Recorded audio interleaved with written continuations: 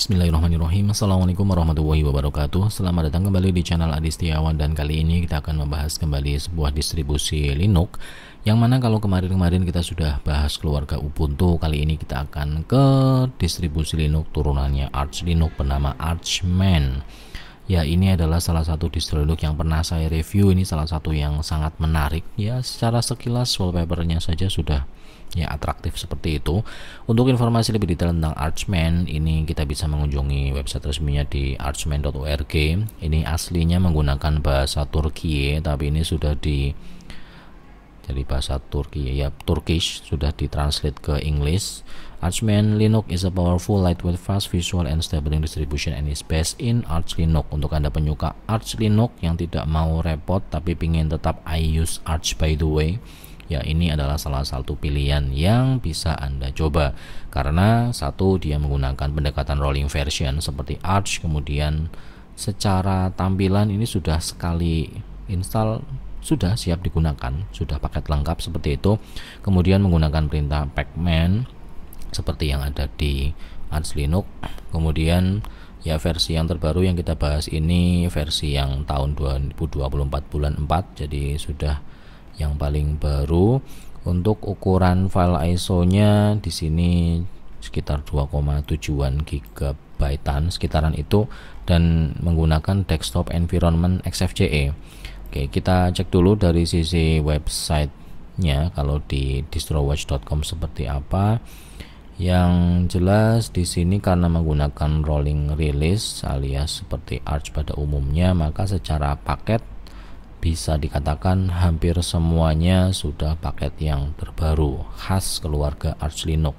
Oke, jadi untuk paketnya insya Allah sudah aman seperti itu. Ya, kita langsung bahas saja dari sisi user interface-nya.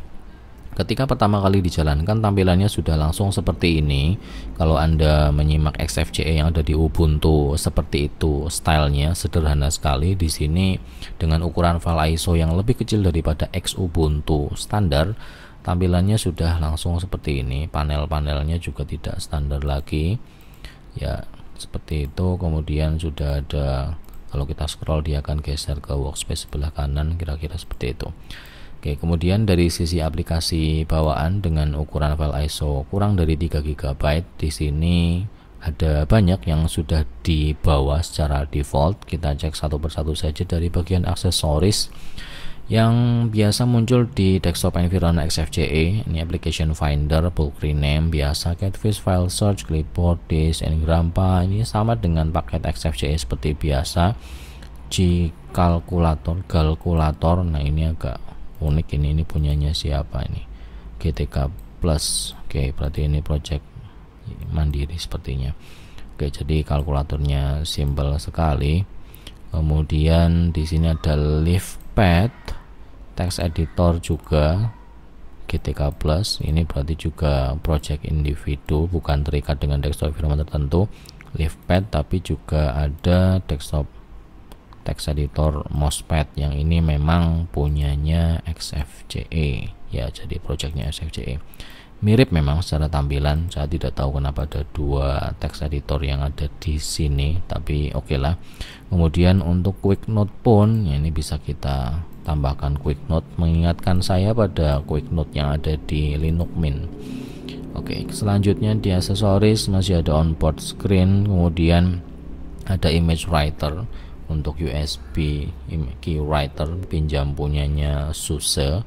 Kemudian screenshotnya di sini juga screenshot yang masih basic, belum yang bisa untuk record layar. Lalu sensor viewer ya untuk suhu dan sebagainya. Software token, task manager. Ini yang menarik dari XFCE adalah ringannya. Jadi di sini penggunaan memorinya hanya sekitar 1,7 GB dengan kondisi tadi sudah menjalankan Firefox dan sudah jalan berapa waktu. Lalu di sini juga ada tuner file manager ya, khasnya XFCE tentu saja tuner. Di sini sudah 4.18.10, malah lebih baru daripada punyanya X Ubuntu 4.18.8. Oke, jadi mirip seperti Nautilus atau Gnome File, tapi ini tuner. Kemudian di sini ada theme, sudah ada by default, jadi bisa langsung Anda gunakan untuk coding ya. Cara keluarnya titik 2 key tanda seru. Oke, sudah ada theme, langsung bisa untuk coding. Kemudian aksesoris XFburn ini untuk ekstrak, create arsip dan sebagainya. XFburn untuk burning kalau Anda masih butuh fitur burning. Kemudian di education di sini ada LibreOffice Math, berarti ada LibreOffice sudah ada by default di situ. Lalu untuk game ada 2 game di sini, sesuatu yang di Ubuntu sudah ditinggalkan. Di sini masih ada chess. Mana ini loadingnya? Ya, chess seperti ini, dan secara tampilan ini modern sekali. Ya, berarti dia pinjam punyanya Gnome 46 ya, karena secara look and feel ya ini beda memang. Tapi oke lah, di Gnome di Ubuntu ditinggalkan, di sini dipinjam. Kemudian ada Chromium BSO, ini jangan tertipu dengan Chromium karena saya sendiri tertipu. Ini Chromiumnya Chromium Game, bukan Chromium Browser. Jadi ketika melihat pertama kali saya tahunya juga ini Chromium ini browser, tapi simbolnya ternyata Space Shooter. Oke, kemudian dari sisi grafik di sini sudah dilengkapi dengan game GNU Image Manipulation Program, sesuatu yang bisa Anda gunakan untuk edit foto. Ya, di era sebelum ada Canva ya pakainya begini kalau tidak mau pakai Photoshop. Dan ini pun sudah versi yang ya sudah baru 2.10.36, jadi sudah langsung bisa Anda gunakan. Lalu di sini pun sudah ada Inkscape, ini juga sangat bisa diandalkan untuk Anda desainer grafis yang ingin menggunakan free and open source software untuk melakukan proses desain. Jadi sudah ada by default, padahal Inkscape ini selalu saya install ketika pakai Linux Mint, jadi mesti install Inkscape, tapi di sini sudah ada by default, jadi bisa langsung dipertimbangkan. Lalu LibreOffice Draw, ini satu paket dengan LibreOffice juga ada kalau ingin menggambar yang lebih simple, flowchart dan sebagainya. Kemudian dari Sreto Image Viewer dan Veoneer untuk Image Viewer.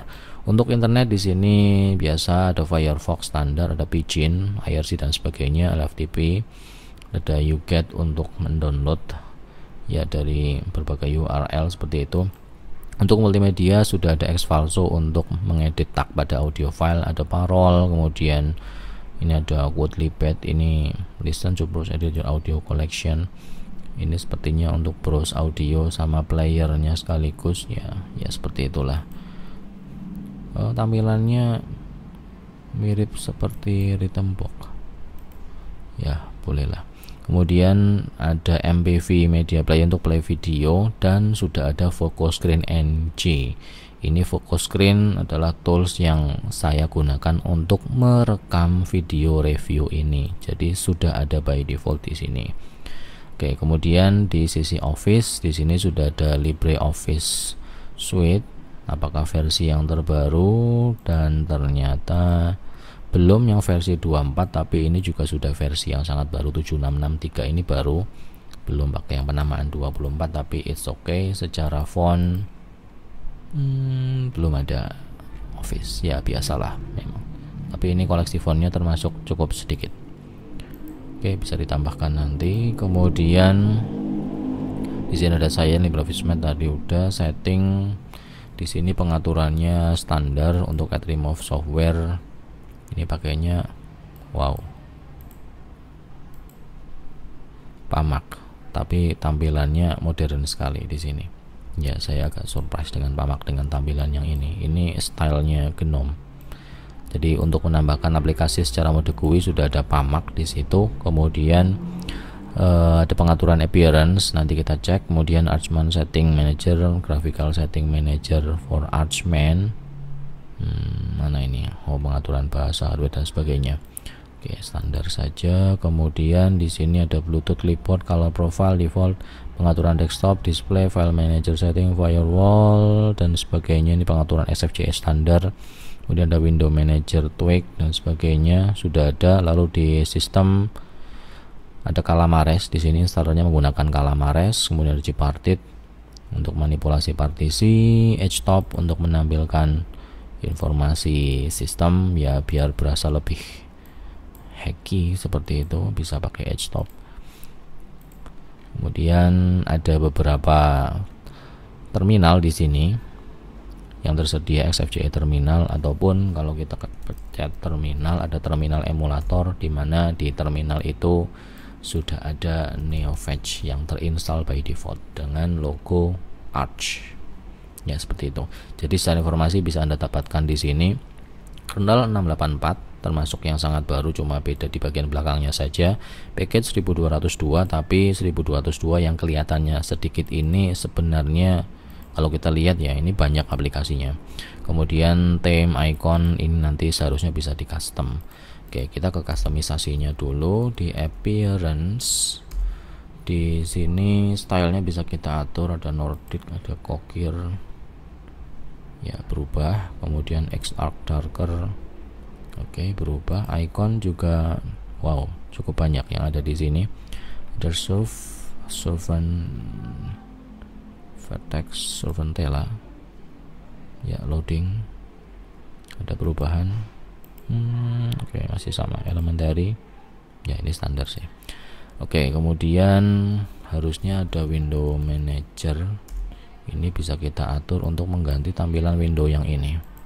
Ya, di atasnya beda, ini Piranha, Opta, Ops, Nordic Dark. Ya, jadi akan sangat customizable untuk Anda gunakan sebagai daily driver, karena ini opsi customisasinya sangat banyak. Oke, mana tadi yang asli? Ya, saking banyaknya sampai lupa yang aslinya yang mana. Oke, kembali ke Nordic Dark. Jadi untuk customisasi window manager, kemudian themes bisa diatur, lalu untuk wallpaper di sini juga koleksi wallpapernya juga khas punyanya Archman. Termasuk kalau Anda ingin menunjukkan bahwa saya pakai Arch loh, nah ini ada wallpapernya Arch secara langsung di sini, jadi bisa langsung Anda gunakan. Oke, atau kalau ingin yang original artnya Archman bisa langsung digunakan di sini. Oke, untuk menginstal aplikasi baru tadi sudah ada Pamak yang sudah tersedia by default, kemudian bisa menggunakan Pacman yang ada di terminal. Lalu untuk menginstalnya ke sistem komputer Anda, di sini sudah ada Calamares, sebuah installer yang ya sering digunakan oleh keluarga Arch Linux, Manjaro dan sebagainya. Di sini untuk proses instalasinya cukup jelas, alurnya di sini dijelaskan dari pemilihan lokasi, kemudian pengaturan keyboard, kemudian memilih partisi. Ya, ini bisa sweep Hibernate-nya. Ini Anda pilihnya yang manual partition saja, tapi ini biar cepat saya pilih yang erase disk. Pastikan Anda backup data Anda. Kemudian pembuatan user sama seperti biasanya. Password, ya masih menerima weak password. Kemudian di sini summary, tinggal proses install, dan proses instalasinya harusnya tidak terlalu lama sih. Oke, mungkin itu sekilas saja tentang Archman. Ini sangat menarik kalau Anda membutuhkan sebuah sistem yang satu ringan, dua secara bawaan dia sudah memiliki paket yang komplit. Kemudian yang ketiga, paket yang komplit ini bisa Anda dapatkan tambahannya dengan update yang sangat cepat khas rolling release keluarga Arch. Jadi ringan, cepat, paketnya juga up to date. Lalu untuk keperluan coding pembelajaran sehari-hari tentu saja ini sangat cocok. Secara customisasi juga ya tanpa di custom pun ini sudah bagus sih, saya rasa seperti itu. Jadi silahkan tinggal Anda putuskan apakah ini layak untuk menjadi daily driver Anda atau tidak. Baik, begitu saja review saya tentang Archman. Silahkan Anda coba. Terima kasih atas perhatian yang diberikan. Saya akhiri video ini. Assalamualaikum warahmatullahi wabarakatuh.